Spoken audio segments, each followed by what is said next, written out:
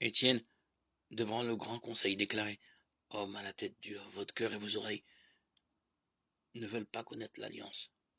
Depuis toujours, vous résistez à l'Esprit Saint. Vous êtes bien comme vos pères. Y a-t-il un prophète que vos pères n'aient pas persécuté? Ils ont même fait mourir ceux qui annonçaient d'avance la venue du juste, celui-là que vous venez de livrer et de mettre à mort. Vous qui aviez reçu la loi communiquée par les anges, vous ne l'avez pas observée. En écoutant cela, il s'exaspérait contre lui et grinçait des dents. Mais Étienne, rempli de l'Esprit Saint, regardait vers le ciel. Il vit la gloire de Dieu et Jésus debout à la droite de Dieu.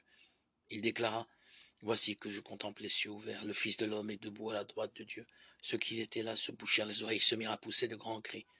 Tous à la fois, ils se précipitèrent sur lui, l'entraînèrent hors de la ville et commencèrent à lui jeter des pierres. Les témoins avaient mis leurs vêtements aux pieds d'un jeune homme appelé Saül. Étienne, pendant qu'on le lapidait, priait ainsi: Seigneur, reçois mon esprit.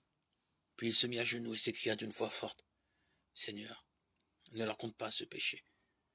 Et après cette parole, il s'endormit dans la mort. Quant à Saül, lui aussi approuvait ce meurtre.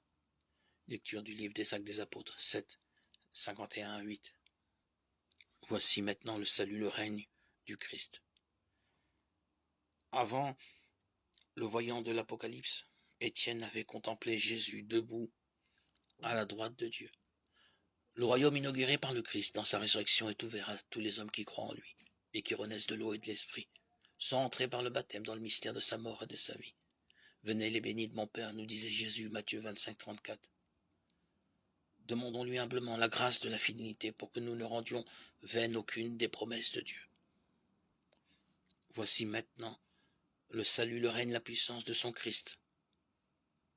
Alléluia.